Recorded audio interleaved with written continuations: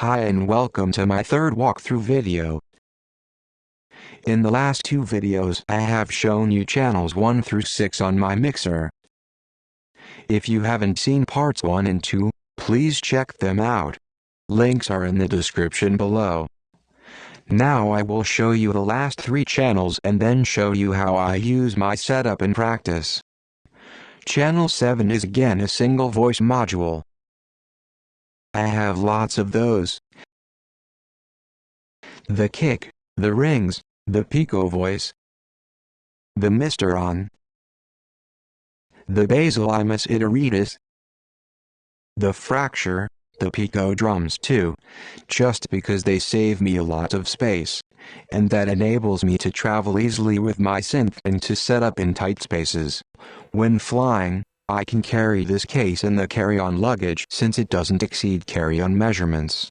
All the rest including this GIF is inside a pelly case and checked in. My clothes keep everything protected inside the pelly case. Alright, let's check out channel 7.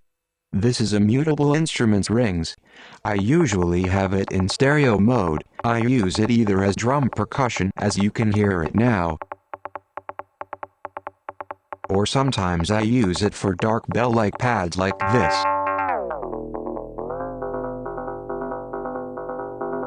Let me add a bit of delay and turn on kick and hat.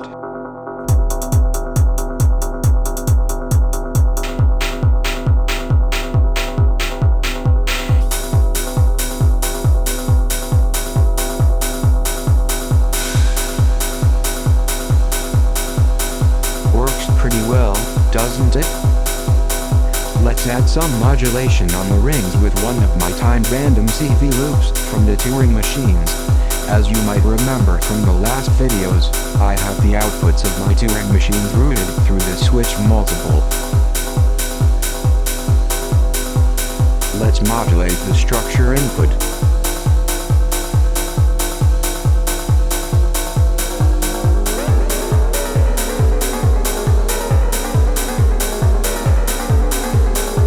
Let's tweak it a bit.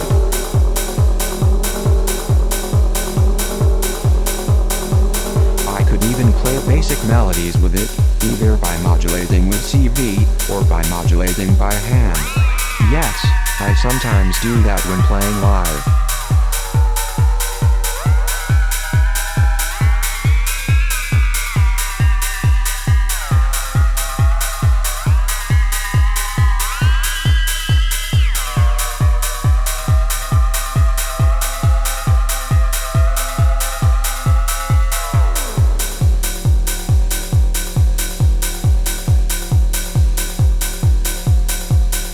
Okay, that was channel 7. Let's check out channel 8. It's my favorite sampler. It's a 4 millisecond STS. I have already some fixed connections to the sampler.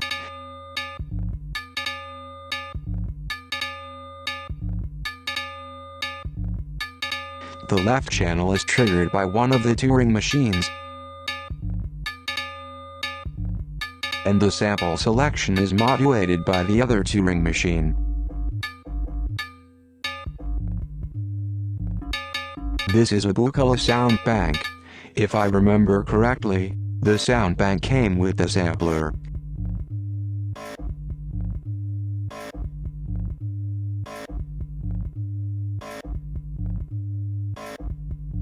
The 4 milliseconds also works for sub-basses.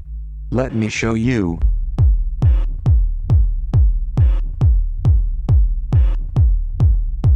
Or melodies.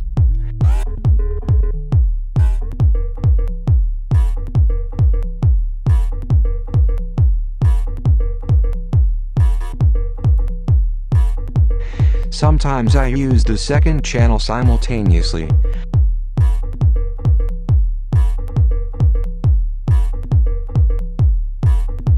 I'm now going to take a trigger from the Zularic repeater.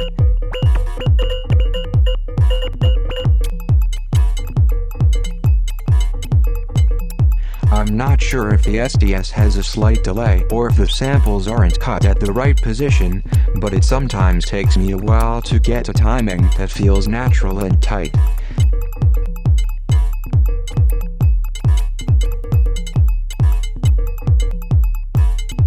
This groove kinda works even though it's not exactly on time.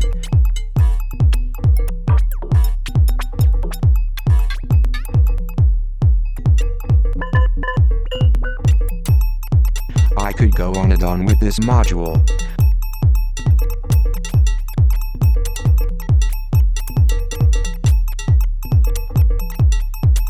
Let's do a pitch modulation on channel 1.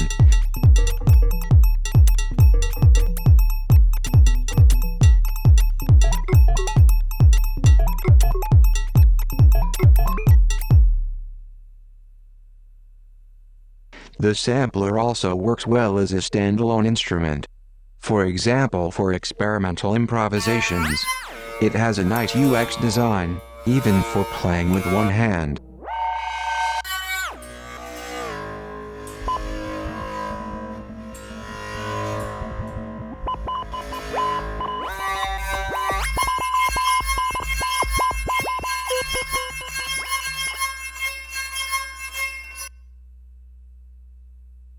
I also have some ambient music I made myself on the SDS. Let me show you that sample bank. I'm now removing the sample selection modulation and adjust the pitch and length so that the whole ambient sample plays.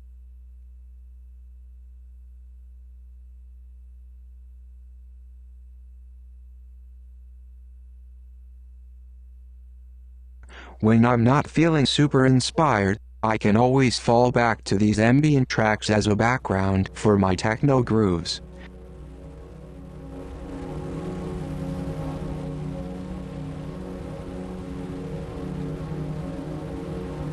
Especially in the beginning of a live set, I have something to start with.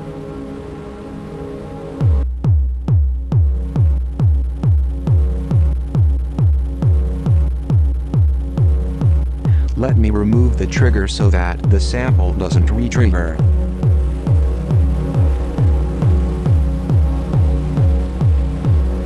Let me show you another sample.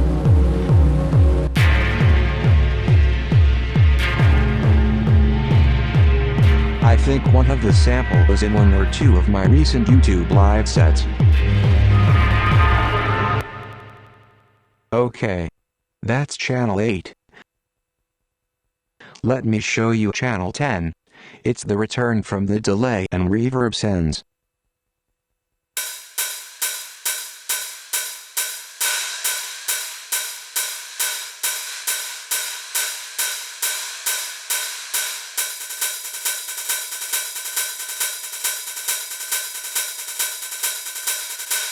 Channel 9 is a WMD fracture and it's a top 808 clap. I'm going to skip this channel because there's nothing special about it.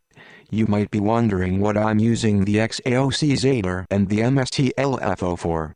One of the Zader channels is an LFO in the audible range, which I sometimes use as a bass synth voice.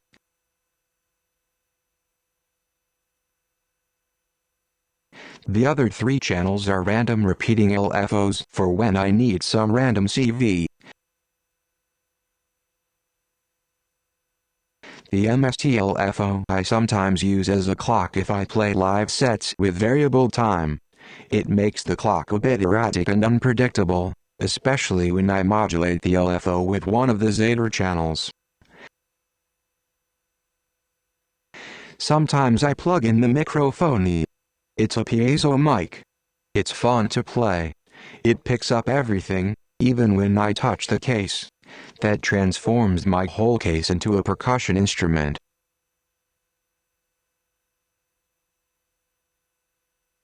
Okay, that's about it. Let's play a bit. I'm going to make a little transition from one mood to another as I would be doing it live.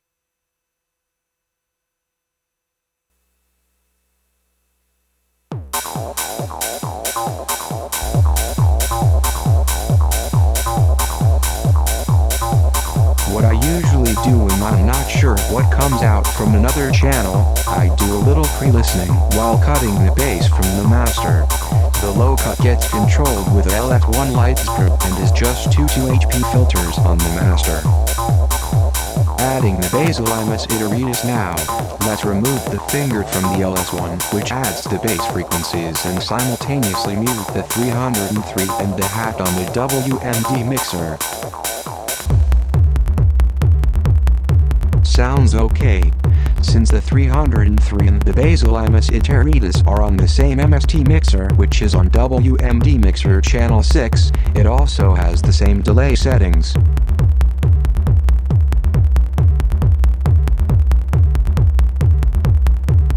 Instead of with the 303, I can now play with the basalimus iteratus.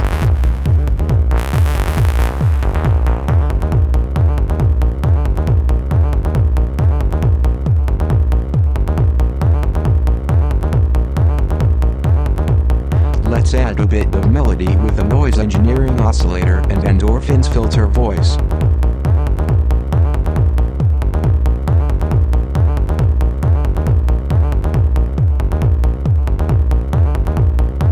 Unmuting channel number 5 since it is on submixer number 2.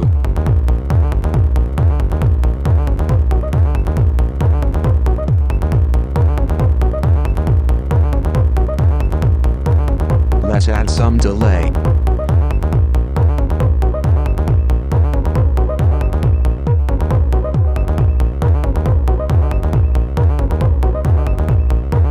Now a classic move. Low cut. Hat. There we go.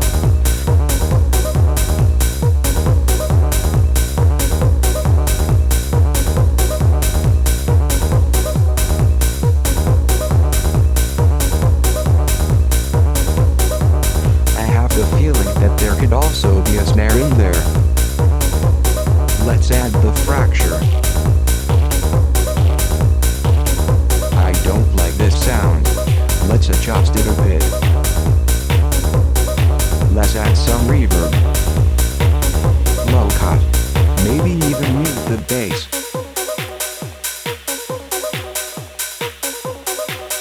Let's add some more of the delay. Now I'll mute the delay return and unmute the bass while dropping the low cut.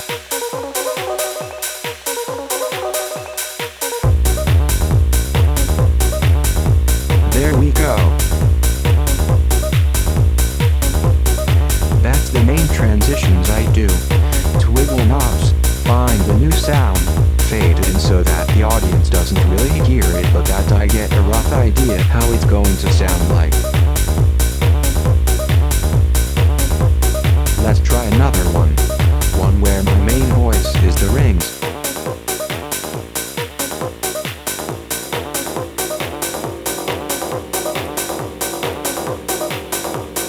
Making the pitch of the hi-hat a bit higher.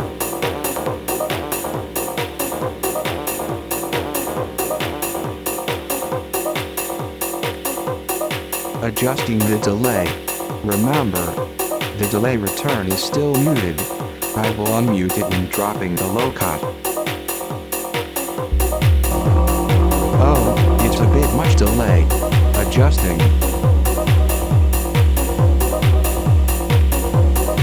Now I've lowered the decay of the basalimus iteratus. It's still here.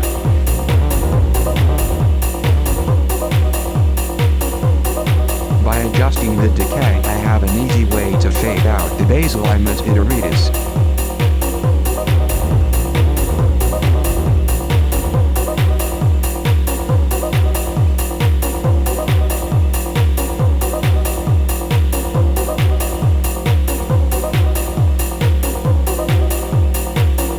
Not sure about the rings though. Let's go back to the iteratus bass line.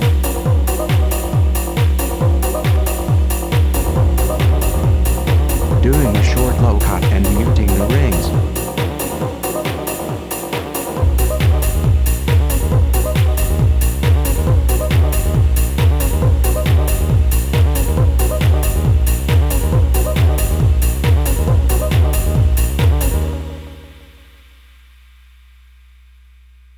That's all there is to my techno live sets. For now, this is the last of the tutorial videos. But let me know what else I can show you. Maybe in the future I'll do a little tutorial on how I go about playing experimental, jazz or any collaborative live sets. For now, don't forget to subscribe and turn on notifications. See you soon.